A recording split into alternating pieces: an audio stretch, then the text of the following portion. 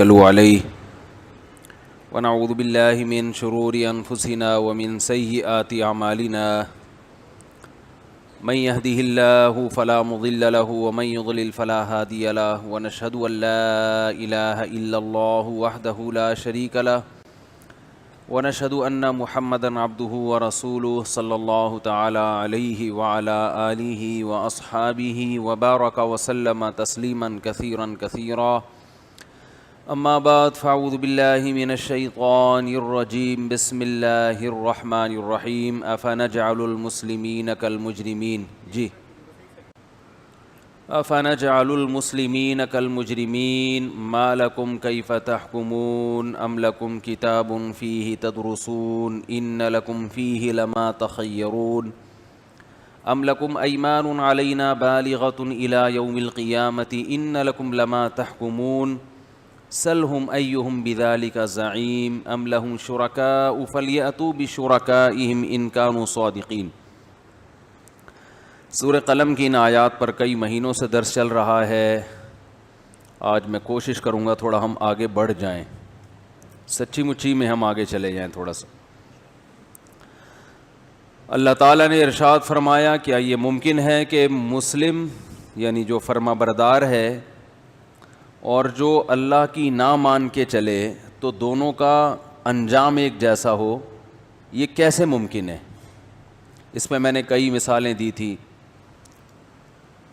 کہ جو لوگ آخرت کا انکار کرتے ہیں کہ آخرت نہیں ہے، وہ دلیل کیا دیتے ہیں کہ بھائی مٹی ہو کے ہم ختم، نظر تو کچھ نہیں آ رہا۔ تو اپنے زعم کے مطابق وہ بڑی عقل کی بات کر رہے ہوتے ہیں کہ یار یہ پاسبل نہیں ہے، یہ ممکن نہیں ہے۔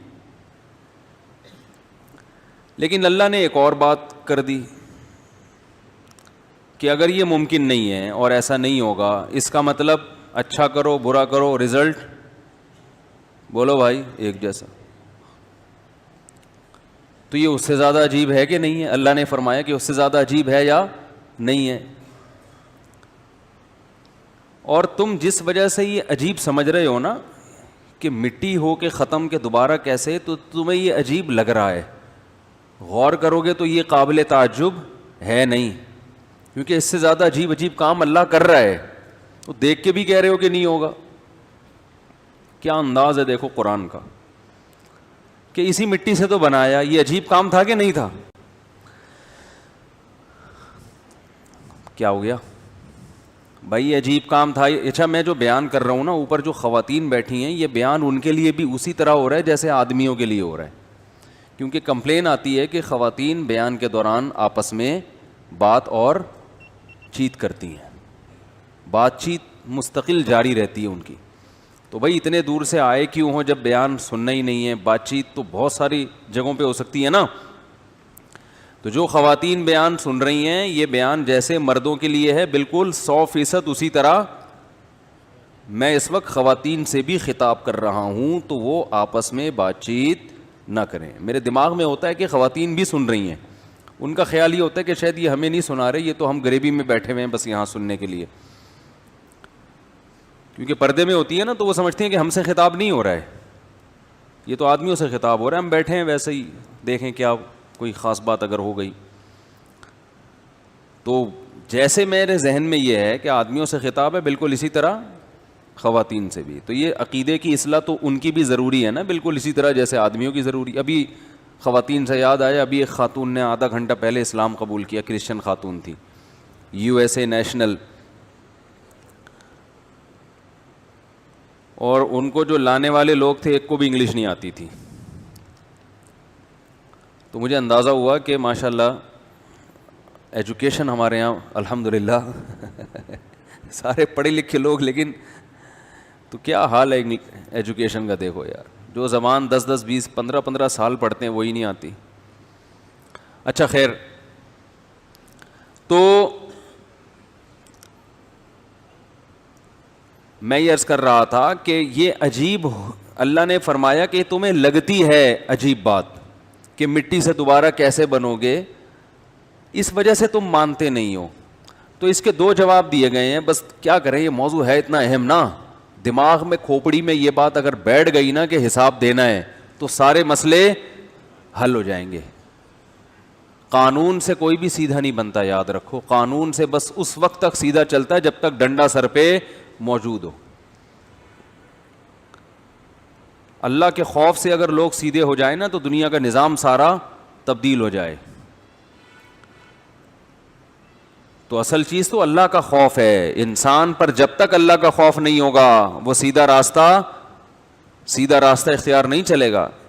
آپ کو پتہ ہے محمد ابن قاسم جو اسلامی ہیرو تھا, اس کو بلا کے قتل کر دیا خلیفہ نے. کس بات پہ؟ کوئی بغاوت کا کیس تھا, کوئی پھڈے بازی تھی آپس کی. اب جب اس کو قتل کیے جانا تھا تو اس نے وہ پورا نقشہ جو اس کے پاس تھا نا سندھ کا, وہ پورا نقشہ اس نے بادشاہ کے حوالے کیا ہے اپنی ذمہ داری پہ, کہ ٹھیک ہے حکومت سے میرا اختلاف ہو گیا, حکومت مجھے قتل کر رہی ہے, لیکن میں حکومت سے دشمنی میں مسلم قوم کا نقصان نہیں کر سکتا. جو نالج میرے پاس ہے وہ میں دے کے جاؤں گا دنیا سے. حالانکہ اس سے حکومت کو فائدہ ہو رہا ہے کہ نہیں ہو رہا, لیکن وہ یہ نہیں دیکھ رہا کہ گورنمنٹ کو فائدہ ہو رہا ہے. وہ یہ دیکھ رہا ہے گورنمنٹ کو ہونے سے بہرحال مسلمانوں کا فائدہ ہے, مسلمان اسٹرانگ ہو جائیں گے. چاہے یہ حکومت مجھے قتل بھی کر رہی ہے, لیکن میں حکومت کا بھلا اس لیے سوچ رہا ہوں کہ مسلمانوں کی حکومت ہے, مسلمانوں کا خلیفہ ہے, جیسا تیسا بھی ہے, کافروں سے 1000 گنا بہتر ہے. تو پورا نقشہ اس سمجھا کے گیا ہے. قتل ہونے کا فیصلہ ہے کہ بھئی ابھی گردن اڑا دیں گے اس کی تھوڑی دیر میں, اور پورا جو اس کے پاس نالج تھی نا وہ دے کر گیا ہے کہ میرے بعد اگر کوئی کمانڈر جاتا ہے وہاں پہ تو اسے وہ مشکلات نہ ہو جو مجھے ہوئی تھی. یہ کیوں کر رہا ہے؟ وہ حکومت سے دشمنی کسی کی ہو تو وہ خیر خواہی کرے گا؟ وہ اس لیے کر رہا ہے کہ اس کا آخرت پر, بولو بھائی, ایمان ہے. اسے پتہ ہے اس کا بدلہ مجھے کہاں ملے گا؟ آخرت میں ملے گا.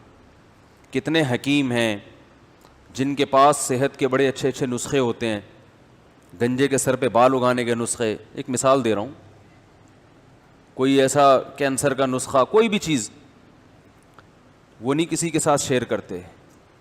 بہت سے حکیموں کے واقعات ہیں, وہ نسخہ اپنے ساتھ لے کے قبر میں چلے جاتے ہیں کہ ہماری تحقیق تھی تو ہماری محنت سے ہماری محنت دوسرا کیوں کیش کرائے بھائی. اگر ان کی نظر میں آخرت ہوتی, بے شک ہمارا نام نہیں ہے, دنیا فائدہ اٹھائے گی, لیکن آخرت میں ہمیں اجر ملے گا. تو انسانیت کی خدمت کو فوکس کرتے کہ نہیں کرتے؟ گھر میں آپ جب بوڑھے باپ کی خدمت کرتے ہو, کوئی دیکھنے والا ہوتا ہے تو باپ کو بتائے, آپ کو بتائے. ماں کی خدمت کرتے ہو, کوئی دیکھنے والا نہیں ہوتا. بعض دفعہ بیوی بچوں کے حقوق ادا کرتے ہو, کوئی تعریف کرنے والا نہیں ہوتا, بلکہ جس کے حقوق کر رہے ہو وہ خود تعریف نہیں کر رہی ہوتی. بعض دفعہ ایسے بھی ہوتا ہے. بعض ہوتے ہیں جو بیان نہیں سن رہی, آپ کے سر کے بال گر گئے ان کی خدمتیں کر کر کے, مگر اس نے کیا کرنا ہوتا ہے. بعض عورتوں نے جو بیان نہیں سن رہی, پہلے بار بار بتا رہا ہوں, کمنٹس آنا شروع ہو جاتے ہیں, یہ عورتوں کے پیچھے پڑے رہتے ہیں, ان کی برائیاں ان کی کر ہی نہیں رہا میں آپ کی. میں تو آپ کے علاوہ کی چند ایک دو چار دنیا میں پائی جاتی ان کے بارے میں بتا رہا ہوں کہ انسان خدمتیں کر کر کے تھک جائے, بیگم پھر بھی کیا کرے گی؟ ایک عیب آپ میں پایا گیا وہ اسی کو ہائی لائٹ کر دے گی. منع کے ابا یہ اس دن میں نے برگر منگوایا تھا وہ لے کر نہیں آئے, خود تو کھاتے رہتے ہیں برگر, اور میرے لیے انڈے والا برگر لے آئے. ہمیشہ پیزا کھلایا ہے بھائی, آج کیا ہو گیا؟ انڈے والا کھا لو. لے تو آیا نا, اور میاں یہ خدمت کرتے کرتے خود انڈے والا برگر بن چکا ہوتا ہے. اس کی شکل ایسی بن چکی ہوتی ہے بیچارے, تو پھر بھی خدمت کر رہا ہے. کس کے خوف سے؟ اللہ کے خوف سے.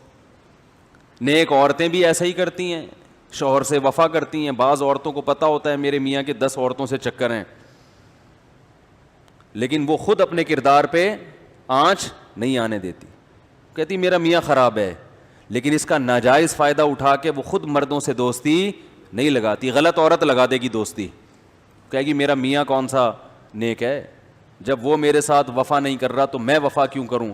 لیکن جس کے دل میں اللہ کا خوف ہوگا وہ کہے گی میرا میاں کیسا ہی زانی بد کردار ہو, مجھ سے قبر میں میرے بارے میں سوال ہوگا, میرے میاں کے بارے میں سوال نہیں ہوگا. وہ نہیں, میں ایسی عورتوں کو بھی جانتا ہوں جن کے میاں بد کردار ہیں, ان عورتوں کو لوگوں نے آفریں کی کہ طلاق لے لو ہم شادی کریں گے. ان عورتوں نے کہا نہ, میرا میاں چونکہ میرے بنیادی حقوق ادا کر رہا ہے تو میں اس کے ساتھ وفا کروں گی, میں بے وفائی کا تانا اور بے وفائی کا دھبا اپنے ساتھ لے کے قبر میں جانا نہیں چاہتی. تو سلام کرتا ہوں ایسی خواتین کو, یعنی بھائی وہ غلط کر رہا ہے تو مجھ پر جو شریعت نے ذمہ داری لگائی ہے میں وہ ذمہ داری پوری کروں گی جب تک وہ میرے بنیادی حقوق ادا کر رہا ہے. تو غلط کر رہا ہے, میں یہ نہیں کہہ رہا جو آدمی ایسا کر رہا ہے صحیح, لیکن کتنا بڑا ظرف ہے. تو یہ سب کس کے لیے ہو رہا ہے؟ موت کے بعد زندگی, موت کے بعد زندگی. فرعون کی زوجہ حضرت آسیہ, کیا وہ کم عیش و عشرت میں ہوں گی؟ بولو نا بھائی, کیا ہو گیا؟ کیا عیش و عشرت کی زندگی فرعون نے دی ہوگی اپنی زوجہ کو. بادشاہ تھا وَفِرْعَوْنَ ذِي الْأَوْتَادِ, اس کی سلطنت کے کھونٹے زمین میں گڑ گئے تھے. آج کوئی گورنمنٹ اتنی پاورفل نہیں ہوتی. اللہ نے تعبیر کی ہے جیسے ایک ہوتی ہے کیل, ایک ہوتی ہے کھونٹا. کھونٹا گاڑ دو نا, بقرعید میں جانور لاتے ہیں نا کھونٹے سے باندھتے ہیں, چور جانور لے کے جاتا ہے کھونٹا وہی رہنے دیتا ہے, اس کو پتا ہے کھونٹا نکالنا آسان کام نہیں ہے. ہوشیار چور ہے وہ کہتے ہیں کھونٹا رہنے دو, بیل لے جاؤ یہاں سے. کھونٹے کا مطلب یہ گڑ گیا زمین میں, اب نہیں نکال سکتے اس کو. تو اللہ نے کیا فرمایا, جس کے کھونٹے زمین میں گڑ گئے تھے, اتنا پاورفل جس کو بغاوت کے ذریعے اس کی سلطنت کو الٹنا ممکن. یار بولنے پر پابندی کب, ایک دفعہ لکھ ڈائری میں لکھ کے لایا کرو, بولنے پر پابندی ہے, سامنے ڈائری رکھو. یوٹیوب پہ میں کمنٹس دیکھتا ہوں لوگوں کے, اس میں لوگوں نے لکھا ہوتا ہے بول لیا کرو بھائی, سامنے والوں کو لکھا ہوا ہوتا ہے. دیکھو یا تو ہم بدل جائیں, ہم یہ لفظ زبان سے نکال دیں, یا آپ بولنا شروع کر دو. میں بہت ڈھیٹ آدمی ہوں, آپ کو پتہ چل گیا ہوگا. جو ٹاپک چھیڑتا ہوں وہ چھیڑتا ہی رہتا ہوں, ٹھیک ہے نا. تو اب میں تو تبدیل ہو گیا نہیں دے رہا, تو آپ تھوڑا سا چینج کر لو اپنے آپ کو. کیا خیال ہے؟ ہماری خاطر, اللہ کی خاطر. تو مجھے پھر خوشی ہوتی ہے نا. دیکھو میں اس بیان میں کیا کرتا ہوں, آپ کو پتہ ہے میں آج دوپہر کو مجھے سونے کا موقع نہیں ملا, بہت شدید تھکاوٹ ہوئی. دوپہر میرا معمول ہے قیلولہ کرنا, دوپہر کھانے کے بعد تھوڑی دیر آرام کرنا, اس سے سارا دن دماغ پھر فریش رہتا ہے. آج اتنے اجلاس, اتنی میٹنگ, اتنے کام تھے کہ میرے لیے ممکن نہیں ہوا. 7:35 پر مجھے فرصت ملی ہے رات کو, سمجھ رہے ہو, 7:35, اور عشاء کی نماز تھی 8 بجے. تو میں نے کہا کہ میں اگر آج میں نے آرام نہیں کیا تو بیان میں میرا دماغ کام نہیں کرے گا. تو میں 7:37 پہ سویا ہوں, 7:57 پہ اٹھا ہوں. میں 10 منٹ میں نے نیند لی ہے. نہیں آ رہی سمجھ میں. کمرہ بند کر کے, لائٹیں بند کر کے, گھر والوں کو مجھے چھیڑے نہیں, بس کوئی بچے کی آواز نہ آئے, کوئی یہ پانی لا دو, یہ کر دو, گھر میں انڈے لا دو, دہی لا دو. ابھی دماغ کا دہی ہوا ہے.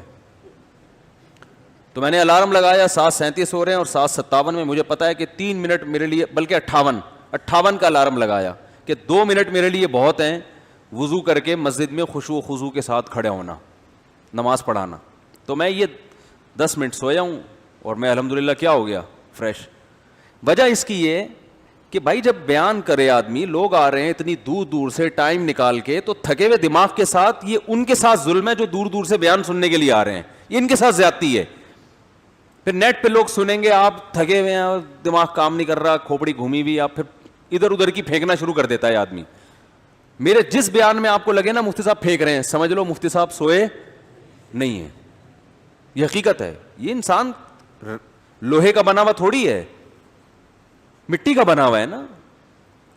تو میں اتنا اہتمام کرتا ہوں جب بیان ہو پوری بیدار مغزی کے ساتھ, اور آپ نے اندازہ بھی لگایا ہوگا,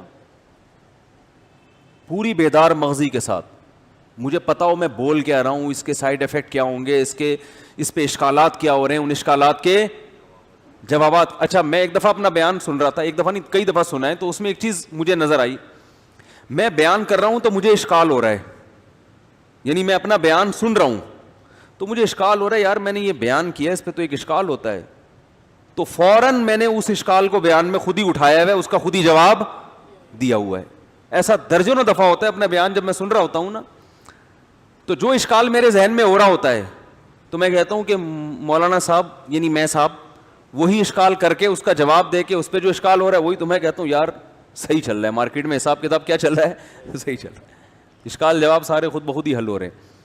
تو اس لیے جب میں پوری بیداری کے ساتھ کوشش کرتا ہوں دماغ استعمال کروں, بیان کروں, تو مجھے آگے سے رسپانس بھی ویسا ہی چاہیے. ایسا نہ ہو کہ لگے کہ میں ٹی وی میں آ رہا ہوں, پروگرام دیکھ رہے ہیں آپ لوگ کوئی, تھوڑی دیر تو دین کی بات تو بڑی قیمتی بات ہے میرے بھائی, خدا کی قسم لا الہ الا اللہ, اس سے زیادہ قیمتی باتیں آپ دنیا میں کہیں سن نہیں سکتے. اس سے زیادہ کا مطلب قرآن سے زیادہ.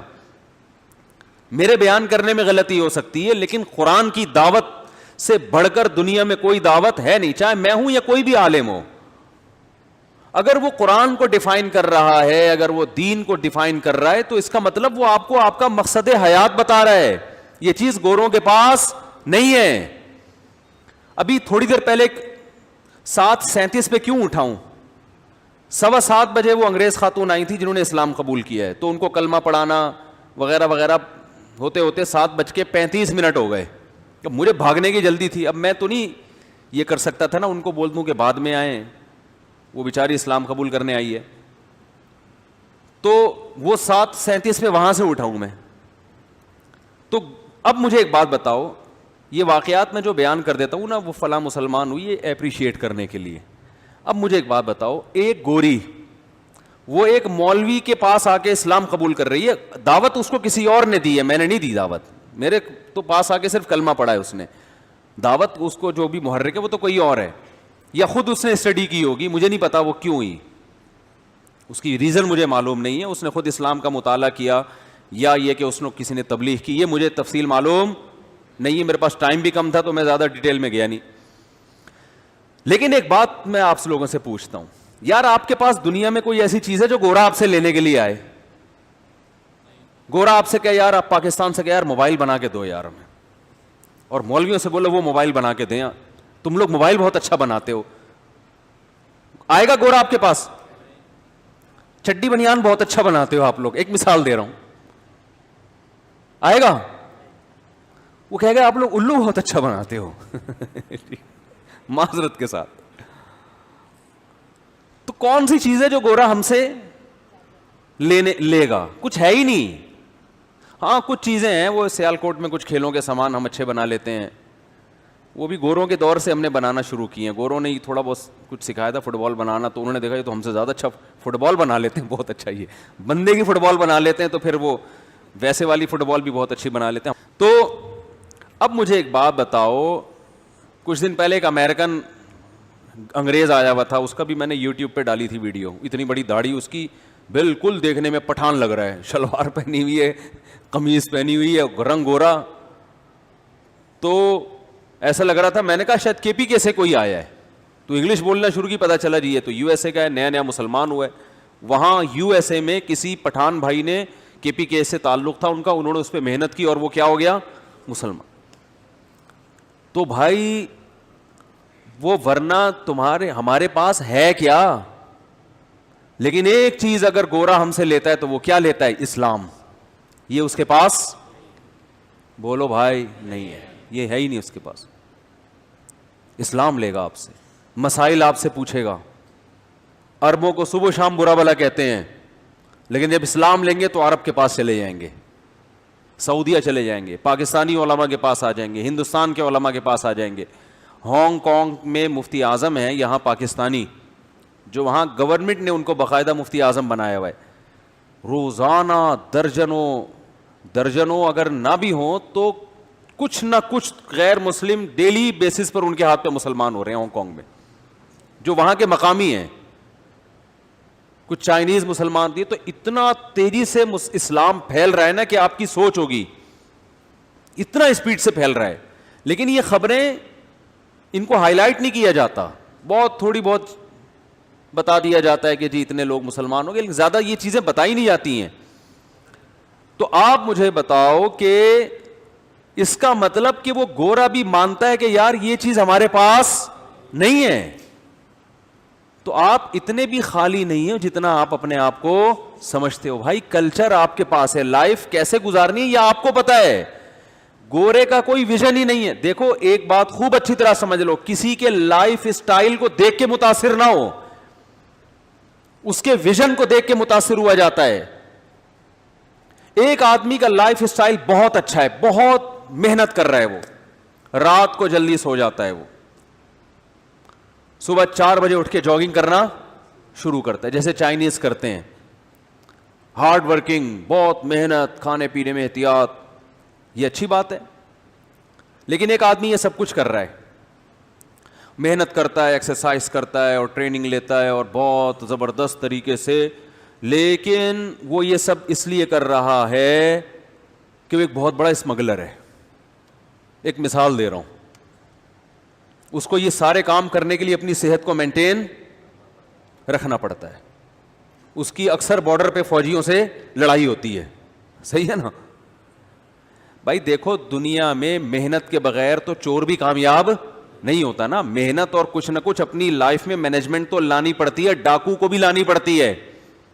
اب اگر ڈاکو نے ڈکیتی ڈالنی ہے, اس کو پتا ہے 1 کروڑ لے کے فلاں آدمی بینک سے نکلا ہے, اور ڈاکو جو ہے نا رات کو 3 بجے اس کو پتا ہے کہ 3 بجے بندے نے آنا ہے, اور ڈاکو کہہ رہا ہے میں اس وقت سو رہا ہوں, میری طبیعت اس وقت ٹھیک نہیں ہے, ابھی میرے سے نہیں. 3 بجے آ کے اس کو کسی نے اٹھایا, وہ بندہ 1 کروڑ روپے لے کے نکلا ہے, کہہ رہا ہے یار میرے سے نہیں اٹھایا جا رہا, ایسے کھجا رہا ہے نا. جیسے ہمارے یہاں ہم ٹائپ کے سب لوگ اسی طرح ہی کر رہے ہوتے ہیں نا, یار میرے سے نہیں اٹھا جا رہا, 3 بج رہے ہیں یار, میں کون جائے گا وہاں ٹکے. اب اس کو بول صبح 4 بجے, وہ کل دن میں 4 بجے بینک سے پیسے لے کے نکلے, وہ ڈکیتی کر لے گا.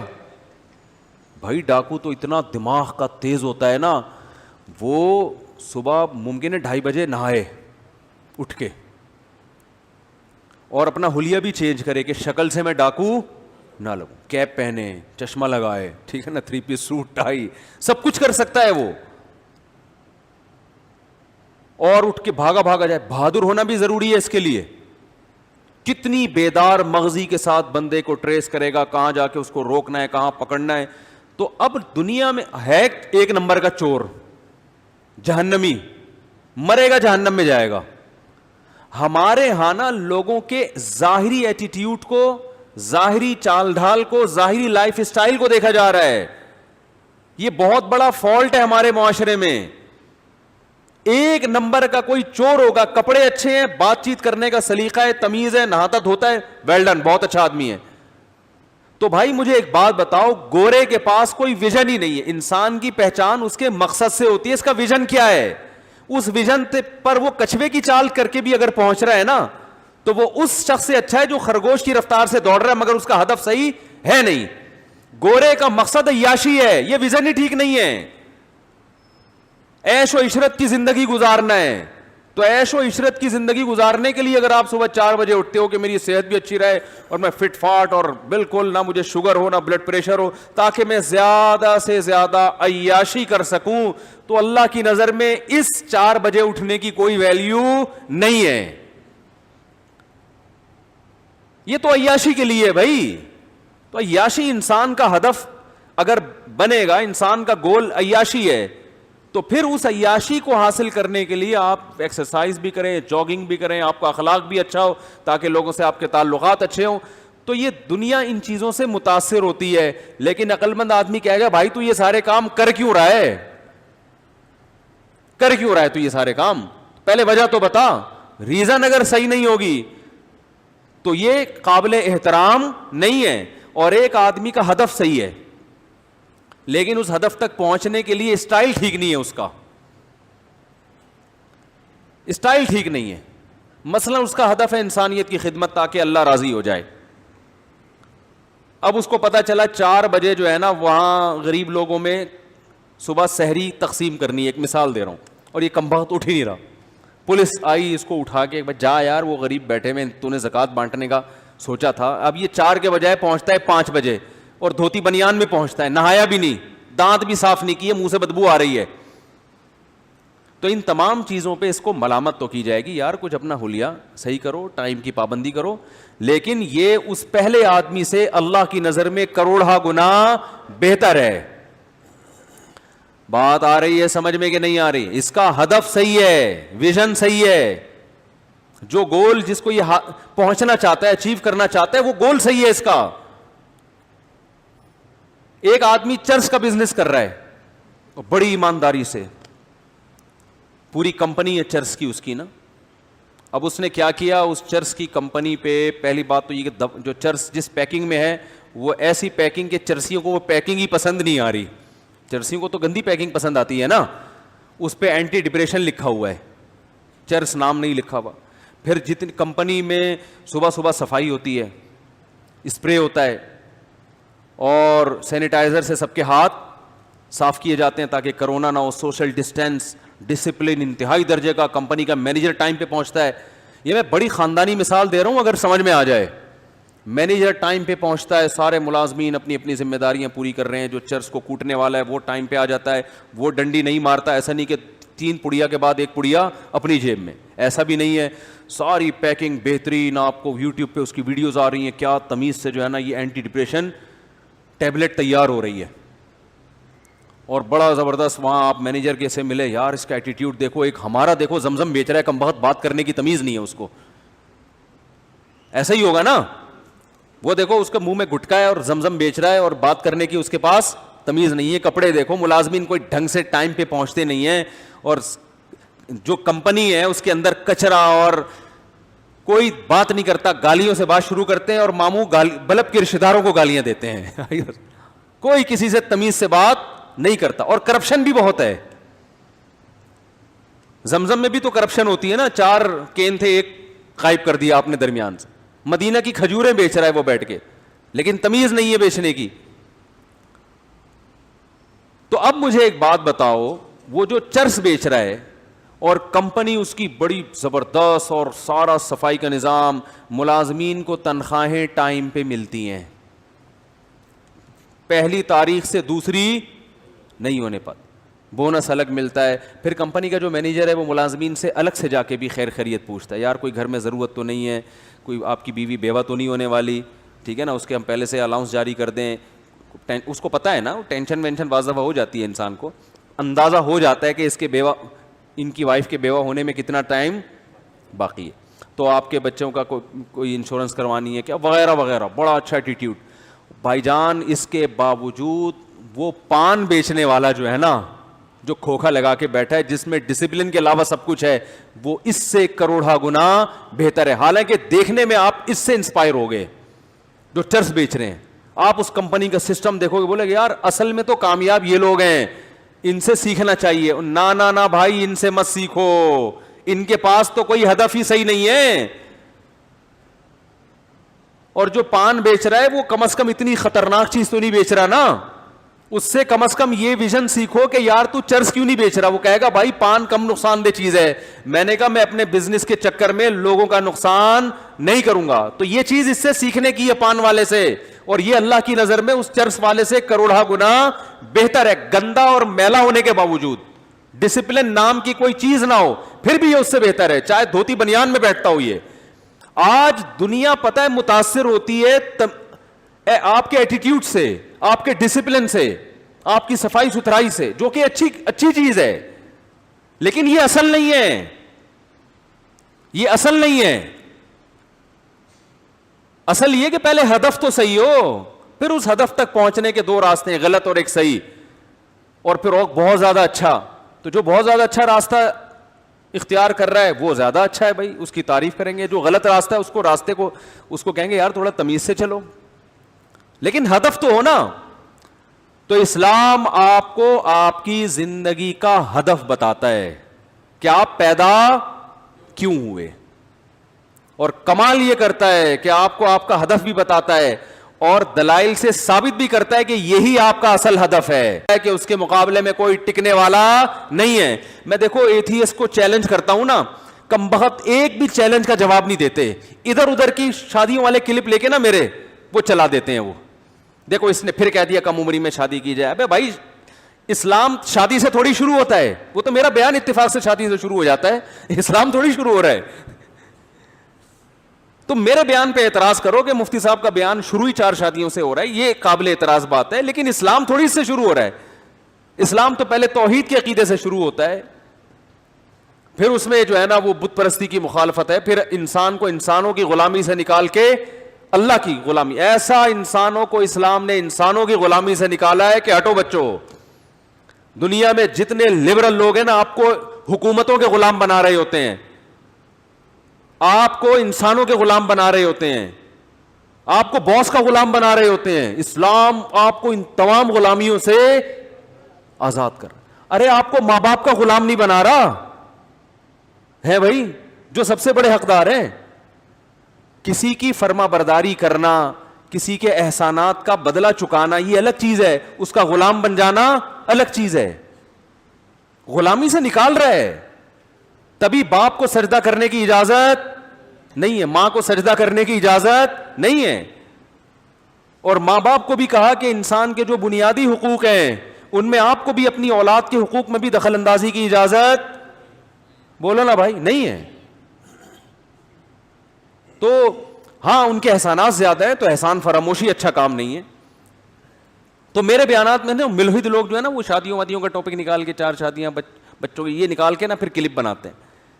میں کتنے عرصے سے ایک چیلنج کر رہا ہوں ملحدین کو جو اللہ کو نہیں مانتے کہ یار یہ جو چائنا کی ٹوپی آپ نے پہنی ہوئی ہے اس میں ایک مینجمنٹ ہے نا, تانے بانے ہیں, ارب سال گزر جائیں ایسی ٹوپی خود سے وجود میں نہیں آ سکتی. تو جس کھوپڑی پہ یہ ٹوپی رکھی ہوئی ہے وہ کھوپڑی کہاں سے خود سے بن گئی؟ اور وہ کھوپڑی بے جان نہیں بن سکتی جس میں 2 آنکھ 2 کان اور ناک اور زبان ہو. تو ایسی کھوپڑی جس میں 2 آنکھیں فٹ ہو گئی دیکھنے والی, 2 کان فٹ ہو گئے سننے والے, زبان فٹ ہو گئی بولنے اور چکھنے والی, ناک فٹ ہو گئی سونگنے والی, ایسی کھوپڑی اتفاق سے کیسے بن گئی؟ کمال کی بات ہے, یہ ملحد کبھی اس کے دلائل نہیں دے گا کہ یہ چائنا کی ٹوپی اتفاق سے بن سکتی ہے, لیکن جو کھوپڑی یہ ٹوپی پہن کے گھوم رہی ہے اس کو ٹوپیاں کرا رہا ہے کمبخت, ٹھیک ہے نا, اور اسی کھوپڑی سے کرا رہا ہے جو کھوپڑی اللہ نے بنائی ہے. یہ بھی نہیں دیکھتا کہ میں جو اتنا سوچ رہا ہوں نا یہ خود سے نہیں بن گیا, یہ دماغ کیسے فٹ ہو گیا, یہ خود بخود کیسے فٹ ہو گیا بھائی اس کھوپڑی کے اندر. اتنا ذہین دماغ جو آج تک اپنے آپ کو ڈیفائن نہیں کر سکا ہے کہ میں ہوں کیا. ان چیلنجوں کا جواب ان کمبختوں کے پاس نہیں ہے, ادھر ادھر کی پھینکتے رہیں گے. وہ آئنسٹائن نے یہ کہہ دیا تھا, وہ ایسی تھیوریز میں آپ کو ڈالیں گے بھرم بازی کے لیے. حالانکہ سائنسدانوں میں بھی اکثر خدا کے وجود کے قائل ہیں, خود آئنسٹائن بھی خدا کے وجود کا قائل تھا. میں ایک دفعہ یونیورسٹی میں بیان کیا تو اس میں آئنسٹائن کی عبارت پڑھ کے سنائی تھی. اس سے لوگوں نے پوچھا, اس نے کہا میں مانتا ہوں کوئی اس کائنات یہ بغیر کسی بنانے والے کے بن نہیں سکتی.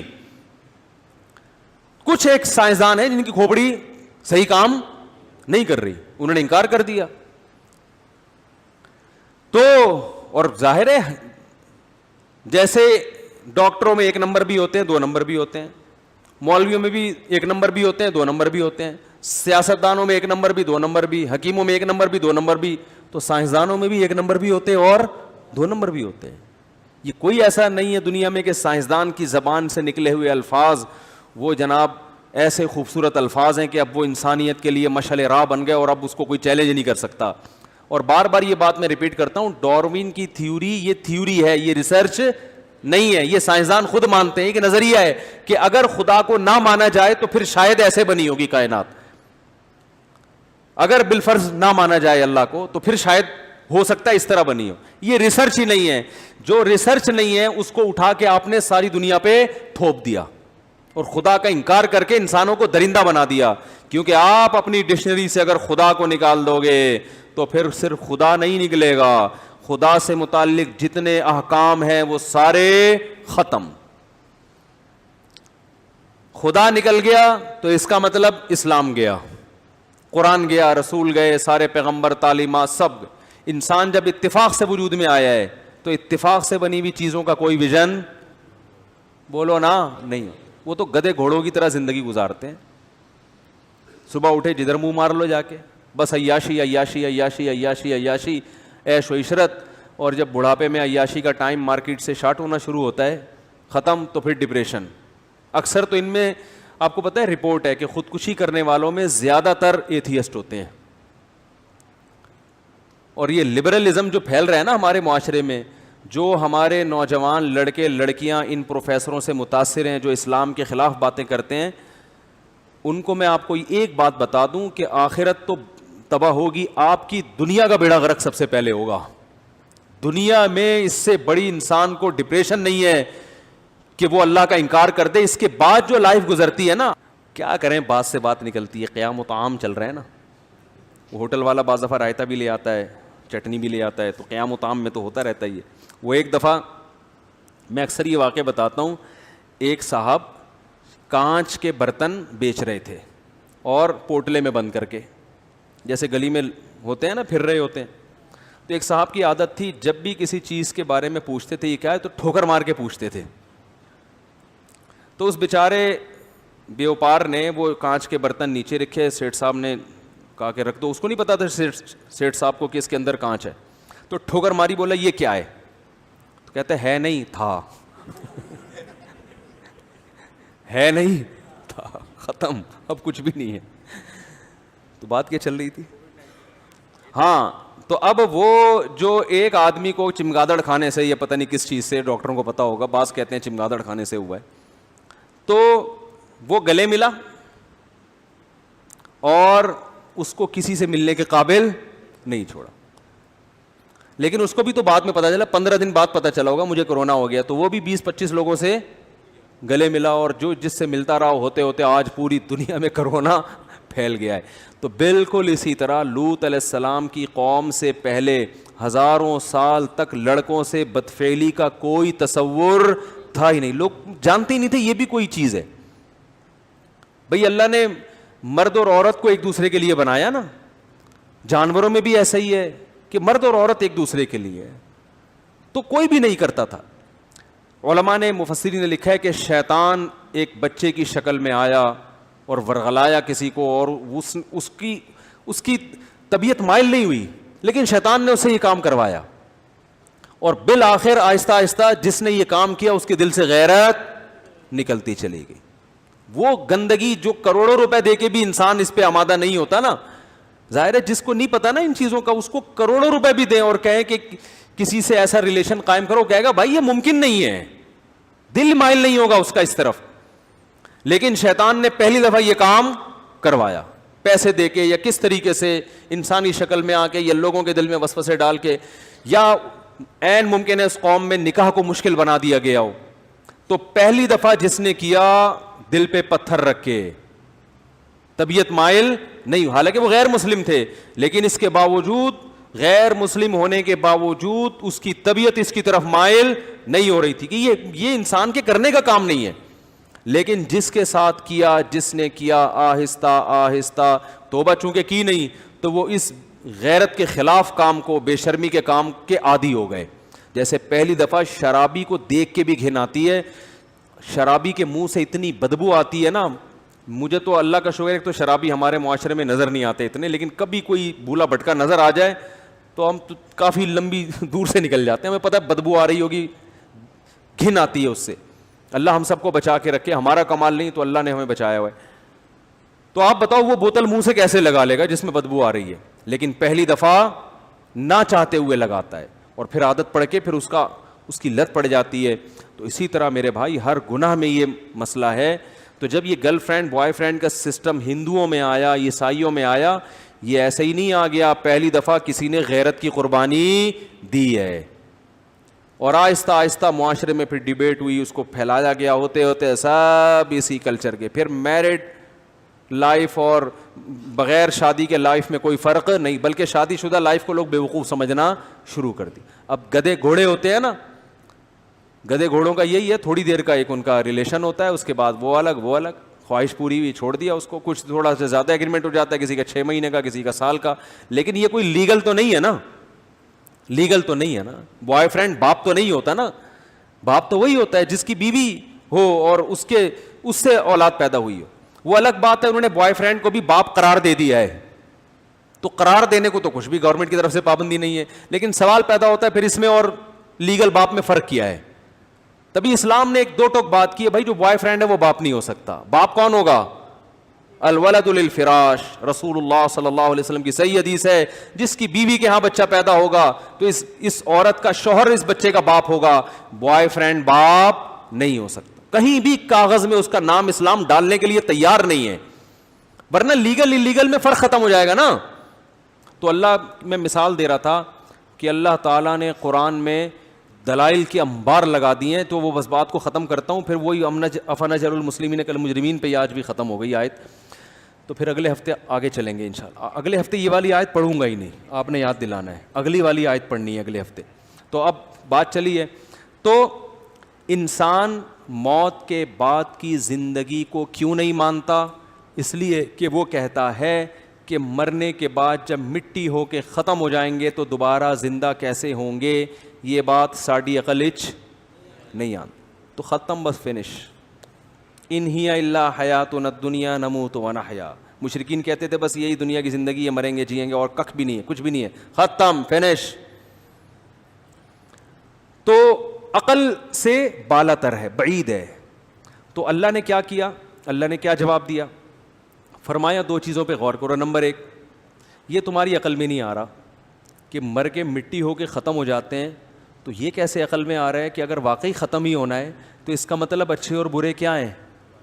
برابر. پھر تو کوئی اچھا، حالانکہ ایک آدمی بوڑھے باپ کی خدمت کر رہا ہے، ایک انسانیت کی خدمت کر رہا ہے، ایک جو ہے وہ ایسے کام کر رہا ہے جس کو ساری دنیا اچھے کہتی ہے، وہ جت گیا اس میں. اور ایک آدمی ایک نمبر کا فراڈی، ہزاروں انسانوں کا قتل کر دیا اس نے، لیکن انجام دونوں کا کیا ہوگا؟ سیم. کیونکہ بسا اوقات دنیا میں سزا نہیں ملتی، بعض دفعہ بے گناہ کو ملتی ہے، گناہ گار کی عزت ہو جاتی ہے، کیونکہ لوگ عالم الغیب نہیں ہیں، لوگوں کو کیا پتہ حقیقت کیا ہے. ایسے ایسے جرائم ہو رہے ہیں دنیا میں. ہم جب چھوٹے تھے نا، ایک کیس اس وقت سننے میں آیا تھا کہ ایک لڑکی نے باپ سے بھاگ کے کہیں چکر چلایا اور جو ہے نا وہ باپ کو قتل کرنے کی کوشش کی. اللہ، ابھی باتیں کہتے ہوئے بھی ڈر لگتا ہے، بیان نہیں کرنی، بس منہ سے نکل گئی. تو باپ بیچارہ اتنا پریشان ہوا، حالانکہ اس نے بڑی عزت سے پالا تھا، صرف بوائے فرینڈ کے چکر میں باپ کے ساتھ یہ بدسلوکی. لیکن ہوا کیا ہے کہ بیٹی نے الٹا باپ کے خلاف کیس کر کے باپ کو بند کرا دیا. اب کیس تو کچھ بھی، جھوٹے گواہ مل جاتے ہیں. آپ بتاؤ اس باپ کے دل پہ کیا گزرتی ہوگی، کیا گزرتی ہوگی نا باپ کے دل پہ. لیکن دنیا میں یہ ہو رہا ہے. اس باپ کی پکار دنیا کی کوئی عدالت نہیں سنے گی، کیونکہ عدالت کے پاس گواہ نہیں ہے، جج تو ظاہر کو دیکھتا ہے.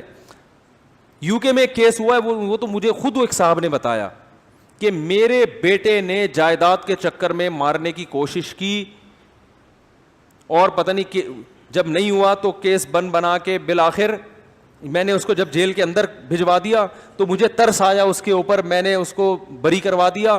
تو وہ پھر اس نے کوشش کی اور جب کامیاب نہیں ہوا تو مجھے اندر کروا دیا اس نے، پیسے کھلا کے وکیلوں کے. کیا ہوا مجھے پوری کہانی یاد نہیں ہے، پورا واقعہ یاد نہیں ہے، لیکن آپ بتاؤ اس باپ کے دل پہ آرے چلیں گے کہ نہیں چلیں گے کہ یار میں نے تجھ پر اتنا بڑا احسان کیا، تجھے رہا کروایا، تو پھر سے مجھے جیل میں بند کروا رہا ہے. آپ کو سننے میں تعجب ہوگا، لیکن دنیا میں اس سے بھی 20 گنا بڑے جرائم ہوتے ہیں، واقعات آتے رہتے ہیں، اور وہ دنیا کی عدالتوں کی پکڑ میں نہیں آتے.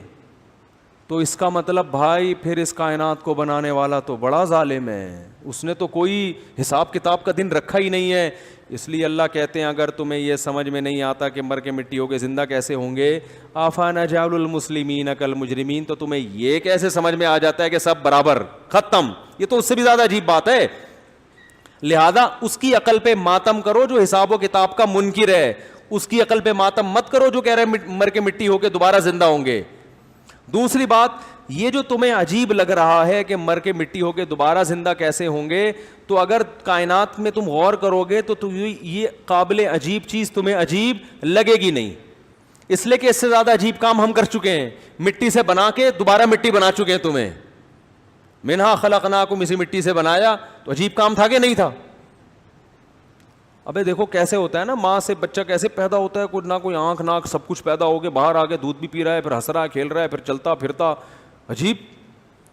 اور پھر کوئی کہہ سکتا ہے یہ دوبارہ مٹی ہو جائے گا؟ وہ تو ہم دیکھ رہے ہیں نا، اس لیے کہہ رہے ہیں. پھر دوبارہ کیا کر دیا؟ مٹی. تو اللہ فرماتے ہیں جو مٹی سے بنا کے مٹی کر سکتا ہے وہ دوبارہ کیوں نہیں بنا سکتا؟ کوئی ٹینشن لینے کی بات نہیں ہے, یہ کوئی عجیب چیز نہیں ہے, غور کرو گے تو عجیب رہے گی نہیں. تو کیسے دلائل دیے, تو عقل مندوں کی سمجھ میں یہ دلائل آ جاتے ہیں.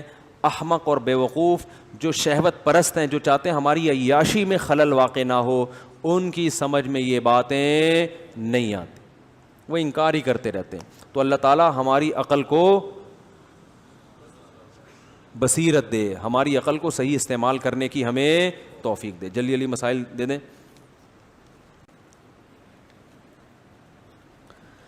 جب الکوہل کو پرفیوم میں ملایا جاتا ہے تو الکوہل کی اصل حالت نہیں رہتی, تو کیا پرفیوم لگانا جائز؟ اصل حالت رہے تو بھی پرفیوم لگانا جائز ہے. الکوہل کا بیرونی استعمال بالکل جائز ہے.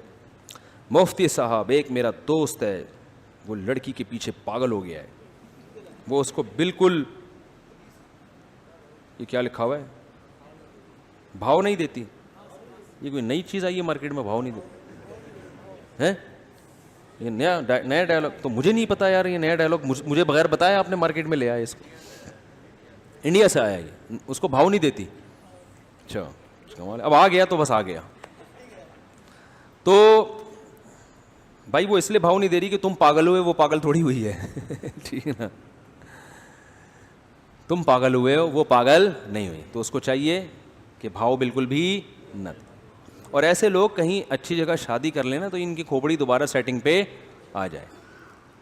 یہ سارے فسادات ہیں نکاح نہ کرنے کے, شادی نہ کرنے کے عذابات ہیں, اور دنیا اس کا یہ حل نہیں بتاتی, حالانکہ اس کے علاوہ کوئی حل ہے نہیں. تو اس لیے نکاح کرو بھائی. اگر سفر میں اہل جہاز میں سمت قبلہ کا تعین نہ ہو تو کس طرح نماز ادا کریں؟ فرض اور نوافل کیا اور سنتیں بھی پڑھیں؟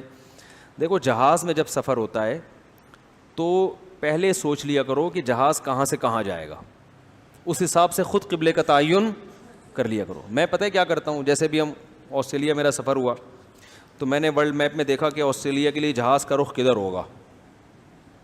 جب ادھر ہوگا تو خانہ کعبہ جہاز کے فرنٹ سائڈ پہ ہوگا, یا بیک سائڈ پہ ہوگا, یا لیفٹ پہ ہوگا, رائٹ پہ ہوگا. یہ اندازہ انسان کو ہو جاتا ہے کہ اتنی دیر بعد جب میں نماز پڑھوں گا تو کہاں کو ہوگا. تو یہ لمسم کچھ نہ کچھ اندازہ ہو جاتا ہے, اور اتنا کافی ہے. ایگزیکٹ بالکل خانہ کعبہ کی دیوار کی طرف رخ کرنا یہ ممکن نہیں ہے. ایک بات یہ. دوسری بات یہ کہ ایئر ہوسٹس سے آپ پوچھیں گے تو آپ کو بتا دے گی. بات آ رہی ہے سمجھ میں؟ ورنہ آپ کو پہلے سے جب ٹریول کریں گے نا تو اندازہ ہو جاتا ہے کہ کس طرف رخ ہوگا. تو آپ جہاز میں فرض نماز کھڑے ہو کر قبلے کی طرف رخ کر کے پڑھیں گے. سمجھ رہے ہو کہ نہیں سمجھ رہے؟ اور اکثر جہاز کا عملہ نماز پڑھنے دیتا ہے, میرا تجربہ یہ. خاص طور پر جو غیر مسلم کنٹریز ہیں ان کے جہاز تو اکثر اجازت دے دیتے ہیں. سمجھ رہے ہیں؟ اکثر وہ اجازت دے دیتے ہیں. تو اس معاملے میں ان کا ظرف تھوڑا بڑا ہوتا ہے, کہنا بھائی ٹھیک ہے. لیکن آپ سیٹ پہ بیٹھے بیٹھے نہیں پوچھیں کہ ایکسکیوز می کیا میں نماز پڑھ لوں, تو وہ نہیں پڑھنے دیں گے. آپ اٹھیں, واش روم میں جا کے وضو کریں, بلکہ وضو ایئرپورٹ سے کر کے بیٹھے نا واش روم کو. اور یاد رکھو جب نمازی آدمی نے اگر جو واش روم میں وضو کیا ہے تو بہت تمیز سے کرے, پانی نیچے نہ گرائے. سمجھ رہے ہو؟ اگر پانی نیچے گرا ہے تو ٹیشو سے اس کو صاف کریں, کیونکہ وہ وضو کی جگہ ہے نہیں. کوئی ایسا کام نہ کریں کہ کل وضو پہ بھی پابندی لگ جائے. پینڈوؤں کی طرح جا کے وضو کر رہے ہیں, پورا تالاب بنا کے باہر آ رہے ہیں. وہ کہتے ہیں یار یہ مسلمانوں کی وجہ سے ہم ڈسٹرب ہو رہے ہیں. تو میں جب جہاز میں وضو کرتا ہوں تو اتنی کوشش کرتا ہوں اتنی تمیز سے کہ پانی ذرا بھی نیچے نہ گرے, اور اگر گرتا ہے تو میں خود ٹیشو سے اس کو اچھی طرح خشک کرتا ہوں. یہ میرا معمول ہے کہ باہر نکلیں تو واش روم بالکل اسی طرح ان کو ملے جیسے پہلے تھا. اس میں یہ نہیں کہ پورا ایک وہ بنا ہوا ہے, تالاب بنا ہوا ہے وہاں پہ. وہ تو یہ آپ خود اپنے اوپر پابندیاں لگواؤ گے نا. تو تمیز سے آپ وضو کر کے آئیں, ایئر ہوسٹس سے پوچھے بغیر, پیچھے جگہ ہوتی ہے, چادر بچھائیں, مختصر سی 2 رکعتیں پڑھیں, وہاں پوری ڈیٹیل سے تفصیل سے نہ شروع کر دیں. کھڑا ہوا ہے بالکل, کیونکہ وہ ڈسٹرب ہوتا ہے عملہ ان کا آنے جانے میں. تو کوئی بھی ایسا کام نہ کریں جس کی وجہ سے بعد والے نمازیوں پہ پابندی لگے. وہ کہیں یار ان کی نماز کی وجہ سے ہمیں ٹینشن ہوتی ہے. جلدی سے آپ نے مختصر 2 رکعت, اور مغرب کے 3 رکعتیں ہوتی ہیں, وہ نہ کہیں 2 پڑھ لیں. عشاء میں 2 فرض پڑھے اور 3 وتر پڑھ لیے. جلدی جلدی مختصر کریں اس کو, تاکہ ان کے وہ ڈسٹرب نہ ہو. بس فرض ہی ادا کرنا ہے نا, سنتیں تھوڑی ہوتی ہیں سفر میں. تو آپ نے سفر میں ہاں کہیں اسٹے کر رہے ہیں تو پھر سنتیں ہوں گی. تو آپ نے جلدی سے 2 رکعتیں پڑھ لیں, اور پھر وہاں بیٹھ کے لمبی لمبی دعائیں مانگنے کی بالکل بھی ضرورت بولو نا یار نہیں ہے. یہ سب چیزیں میں نے اپنی آنکھوں سے دیکھی ہیں, لوگ کرتے ہیں, کھڑے ہو جائیں گے پوری ڈیٹیل کے ساتھ, وہاں گھر میں تمیز سے نماز پڑھتے نہیں ہیں, یہاں پتہ نہیں کیا ہو گیا, پھر بیٹھ کے دعائیں مانگ رہے ہیں. وہ بار بار جہاز کا عملہ ڈسٹرب ہو رہا ہے, وہ بھائی جلدی سے پڑھو, سلام پھیر کے پتلی گلی سے نکلو. تو اس طریقے سے کریں گے تو کوئی بھی آپ کو نہیں روکے گا. لیکن پھر بھی اگر روک رہے ہیں تو مجبوری ہے, پھر سیٹ پہ بیٹھے بیٹھے فرض پڑھ لیں, کیونکہ پھر قبلہ رخ ہونا سیٹ پہ ممکن نہیں ہوتا جہاز میں. لیکن پھر احتیاط اسی میں ہے کہ اس نماز کو دوبارہ لوٹا لیا جائے. اور نوافل اور سنتیں اگر پڑھنا چاہیں تو وہ سیٹ پہ بیٹھے بیٹھے, وہ شریعت نے اجازت دی ہے کہ آپ صلی اللہ علیہ وسلم جب سواری پہ سوار ہوتے تھے تو جدھر بھی سواری کا رخ ہوتا تھا وہی نماز کی نیت باندھ لیا کرتے تھے.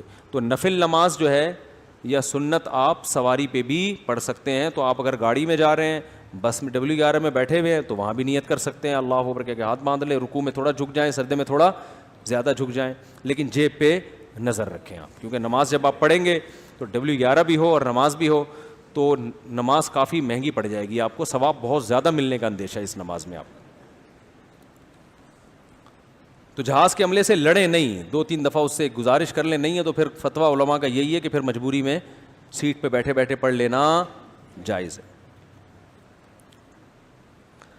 اچھا بھائی, وہ لطیفہ سنا دیں جو ایک عامل ایک شخص کو لاکھوں کا تعویذ بنا کر دیتا ہے اور بولتا ہے کہ گھر میں داخل ہوتے ہوئے کالے کتے کا خیال ذہن میں مت لانا.